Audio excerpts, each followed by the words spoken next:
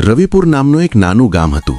ગામ એટલું નાનું કે જો કોઈ નવી ઘટના બને તો આખું ગામ એક જ દિવસે જાણે. કાચા રસ્તા, માટીના ઘરો, વીજળી ક્યારે આવે અને ક્યારે જાય તેનો કોઈ ભરોસો નહીં. આ જ ગામમાં રહેતો હતો નિલેશ. નિલેશ એક સામાન્ય પરિવારનો દીકરો હતો. તેના પિતા દિન દહાડે મજૂરી કરતા અને માતા ઘરોમાં વાસણ ધોવાનું કામ કરતી. ઘરમાં પૈસા કરતાં વધુ ચિંતા હતી.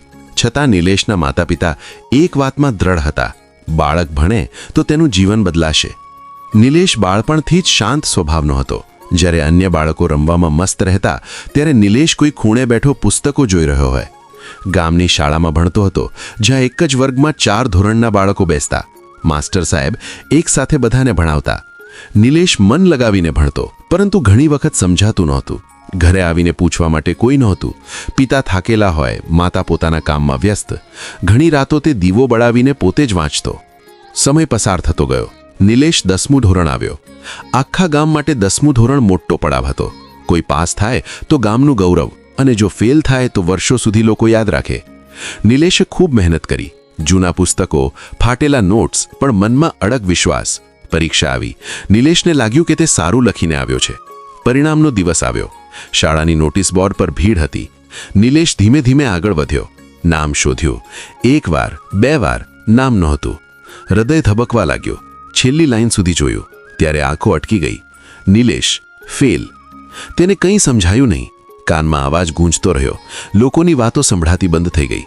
પગ આપોઆપ ઘરે તરફ વળ્યા. ઘરે પહોંચીને તેણે કંઈ બોલ્યું નહીં.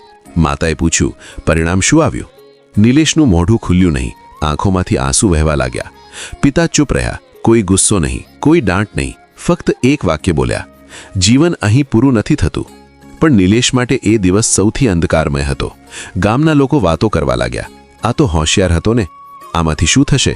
મજૂરી જ કરશે હવે. નિલેશે ઘરમાંથી બહાર જવાનું બંધ કરી દીધું. પુસ્તકોને હાથ લગાવવો પણ ગમતો નહોતો.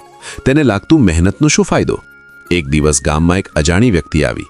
તે શાળાના માસ્ટર સાહેબનો મિત્ર હતો. શહેરમાં નોકરી કરતો. ગામમાં એક કાર્યક્રમ માટે આવ્યો હતો. માસ્ટર સાહેબે નિલેશ વિશે વાત કરી. તે માણસ નિલેશને મળવા આવ્યો. વાતચીતમાં તેણે પૂછ્યું, તું શું બનવા માંગે છે? નિલેશે ધીમે અવાજે કહ્યું, કંઈ નથી, હું લાયક નથી. એ માણસ હળવેથી હસ્યો અને બોલ્યો, હાર એ અંત નથી, હાર એ શરૂઆત છે. તેની વાતો નિલેશના મનમાં ઉતરતી ગઈ. તેણે કહ્યું કે તે પોતે પણ જીવનમાં ઘણી વખત હાર્યો છે, પરંતુ દરેક હારે તેને મજબૂત બનાવ્યો. એ દિવસ પછી નિલેશે નક્કી કર્યું, હું ફરી ઊભો રહીશ. તે ફરી ભણવા લાગ્યો. આ વખતે કોઈ ડર નહીં, કોઈ દબાણ નહીં. સમજાય ત્યાં સુધી વાંચતો, ન સમજાય તો ફરી. માસ્ટર સાહેબ પણ મદદ કરવા લાગ્યા. 1 વર્ષ પછી ફરી પરીક્ષા આપી. પરિણામ આવ્યો. આ વખતે નિલેશ પાસ થયો. ગામમાં શાંતિ હતી, પણ નિલેશના મનમાં તોફાન, આનંદનો. આગળનો રસ્તો સરળ નહોતો. પૈસાની તંગી, શહેરમાં ભણવા જવું, નાની નોકરી સાથે અભ્યાસ. ઘણી વખત થાકી જતો, પરંતુ એ પહેલાંની હાર તેને યાદ આવતી અને તે ઊભો રહી જતો. વર્ષો પછી નિલેશ એક સારા સ્થાને પહોંચ્યો. એક દિવસ તે ફરી રવિપુર ગામ આવ્યો. શાળાના બાળકોને જોઈને તેની આંખો ભીની થઈ ગઈ.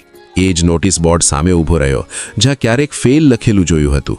આજે તે જાણતો હતો, એ ફેલ જ તેની સૌથી મોટી તાકાત બની હતી. આના પરથી આપણને શીખ મળે છે કે હાર આપણને તોડવા નથી આવતી, હાર આપણને બનાવવામાં આવે છે. જે હાર પછી પણ હિંમત રાખે છે, તે જ સાચી જીત મેળવે છે.